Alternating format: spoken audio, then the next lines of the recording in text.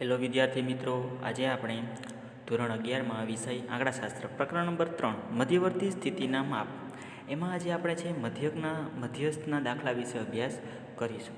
હવે જો વિદ્યાર્થી મિત્રો, સૌથી પહેલાં તો તમને અહીંયા ઉદાહરણ આપેલું છે, એમાં રકમ આપેલી છે કે એક ઓફિસમાં 11 કર્મચારીઓ છે, કે કોઈ પણ જાતની ઓફિસ છે તેમાં 11 કર્મચારીઓ કામ કરે છે.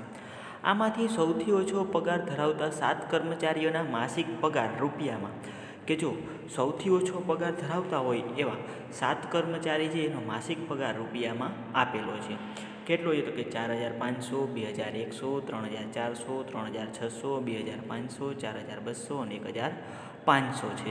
આ રીતે 7 કર્મચારીનો પગાર આપેલો છે. હવે બધા જ કર્મચારીઓના માસિક પગારનો મધ્યસ્થ કેટલો છે? તો હવે આપણે બધા જના પગાર ઉપરથી શું શોધવાનું છે? તો કે એનો મધ્યસ્થ છે એ કેટલો થાય એ શોધવાનું છે. તો જોઈએ હવે આપણે આગળ. હવે આપેલ માહિતીમાં કેટલાક અવલોકનો અજ્ઞાત છે, કે જે આમાં ઘણા બધા અવલોકનો એવા છે કે અજ્ઞાત છે.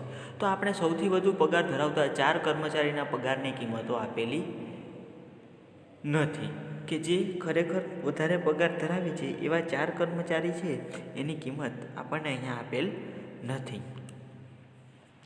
તો હવે ધારો કે તેની કિંમતો ચડતા ક્રમમાં અનુક્રમે ABCD છે, કે જે 4 કર્મચારી છે એની કિંમત અનુક્રમે ચડતા ક્રમમાં ABCD છે.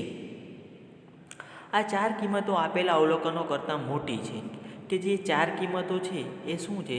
તો કે જે પણ કંઈ આપણને અવલોકનો આપેલા છે એના કરતાં કેવી છે? તો કે એના કરતાં મોટી છે, કારણ કે તે સૌથી વધુ પગાર ધરાવતા કર્મચારીના પગારની કિંમતો છે. હવે શા માટે મોટી છે? તો કે એ જે 4 કર્મચારી છે એની પગારની કિંમત કેવી છે? તો કે મોટી છે.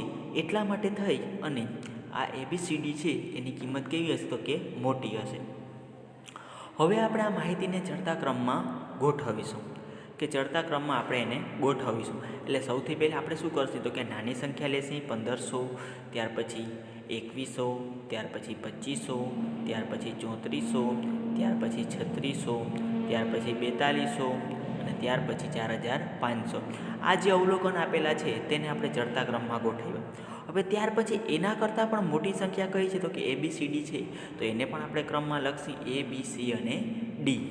હવે અહીં n બરાબર કેટલા થશે? તો કે n બરાબર તમે જુઓ અહીંયા 1, 2, 3, 4, 5, 6 અને 7 આપેલ છે. હવે 7 આપેલા છે બરાબર, પણ એમાં 4 કર્મચારી એવા છે કે જે એના કરતાં મોટો વધારે પગાર ધરાવે છે. તો 7 ને 4 કેટલા થશે? તો કે 11 થશે. અને અહીંયા આપણને આપેલું પણ છે કે 11 કર્મચારીઓ, એટલે n બરાબર કેટલા લેવાના? 11. જો કુલ કર્મચારીઓ 11 છે, એમાંથી સૌથી ઓછો પગાર ધરાવતા 7 કર્મચારી છે. તો 4 કર્મચારી કેવો હોય? તો કે વધુ પગાર ધરાવતા હોય. તો એને આપણે કનમાં પણ ગોઠવ્યા. હવે n બરાબર પણ લીધા 11. હવે એનું સૂત્ર છે તમને ખ્યાલ જ છે, આગળ આપણે જોયું છે કે m બરાબર n+1/, અવલોકનની કિંમત. હવે n કેટલા છે? તો કે n બરાબર 11 લેશું, n+1, 1 ના 1 એમ છેદમાં 2 માં અવલોકનની કિંમત. હવે 11 + 1 કરશો એટલે કેટલા થશે? 12. 12 × 2 કરશો એટલે કેટલા થશે? 6. તો હવે છઠ્ઠા અવલોકનની કિંમત છે એ આપણે ચકાસવાની. અહીંયા આપણે શું મળ્યું? જો અહીંયા આપણને જવાબ નથી મળતો, અહીંયા તો માત્ર ખાલી અવલોકન જ મળે છે. તો છઠ્ઠું અવલોકન જે આપણે આમાં ગણવાનું, આ 1, 2, 3, 4, 5 અને 6. છઠ્ઠું અવલોકન 4200 છે. તો આપણે અહીંયા જવાબ આવશે 4200. તો આ ઉપરથી આપણે એમ કહી શકીએ વિદ્યાર્થી મિત્રો કે આમ આ કર્મચારીઓના પગારનો મધ્યસ્થ છે એ 4,200 રૂપિયા છે. એ છઠ્ઠું અવલોકન આવ્યું એ આપણે લીધું. તો અહીંયા દાખલો પૂર્ણ થાય છે. ત્યાર પછી આવે છે વિદ્યાર્થી મિત્રો વર્ગીકૃત માહિતી માટે, કે જ્યારે વર્ગીકૃત માહિતી આપેલી હોય ત્યારે આ મધ્યસ્થના દાખલા કેવી રીતે ગણવા તેના માટેની અમુક પ્રકારની સમજૂતી છે તે જોઈએ. સૌથી પહેલી કે ધારો કે એક ચલની કિંમતો, કોઈ પણ ચલ જેની કિંમતો આપેલી હોય x1, x2, xn સુધી, અને આવૃત્તિઓ પણ આપેલી હોય F1, F2, Fk સુધી. હવે આવૃત્તિ વિતરણમાં અવલોકનો સામાન્ય રીતે ચડતા ક્રમમાં ગોઠવાયેલા હોય છે, કે આવૃત્તિ વિતરણમાં મોસ્ટ ઓફ શું હોય કે જે પણ કંઈ અવલોકનો છે એ ચડતા ક્રમમાં ગોઠવાયેલા હોય છે.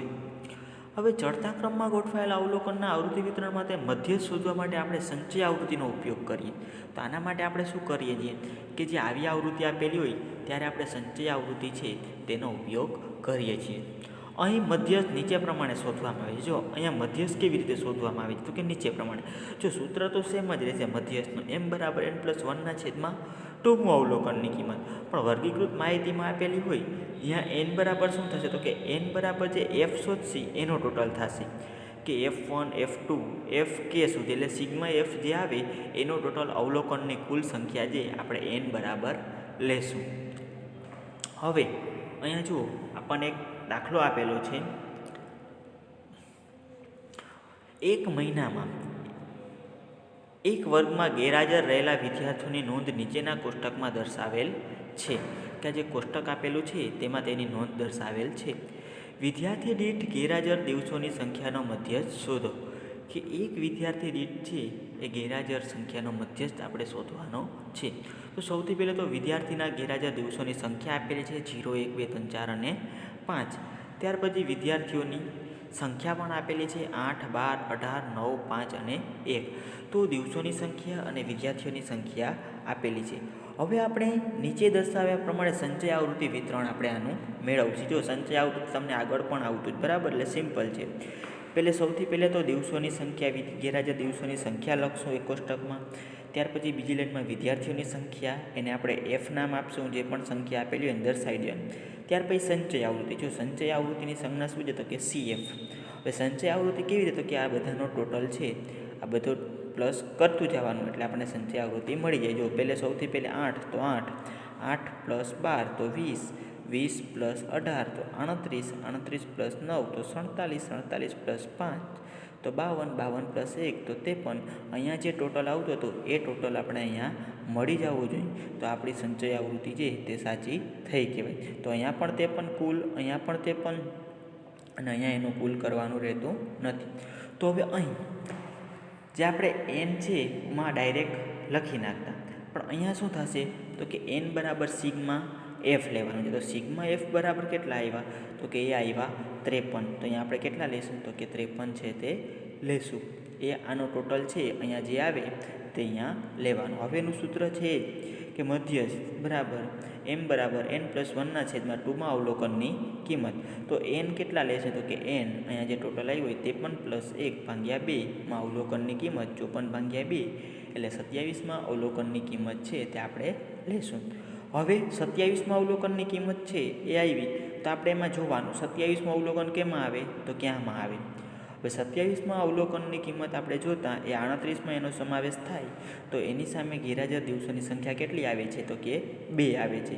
તો આ રીતે સંચય આવૃત્તિ પરથી જાણી શકાય કે 21માંથી 38 અવલોકનની કિંમત 2 છે. એની કિંમત કેટલી આવે છે તો કે અહીંયા 2 છે. તેથી 27 અવલોકનની કિંમત કેટલી છે 2. માટે મધ્યસ્થ બરાબર m બરાબર કેટલા આવશે તો કે 2 દિવસો છે તે આવશે. આમ વિદ્યાર્થી દીઠ ગેરહાજર દિવસોની સંખ્યાનો મધ્યસ્થ 2 દિવસ છે. તો આ રીતે વિદ્યાર્થી મિત્રો આપણો અહીંયા દાખલો છે તે પૂર્ણ થાય છે અને આપણો ટોપિક છે એ પણ અહીંયા આજે પૂર્ણ થાય છે.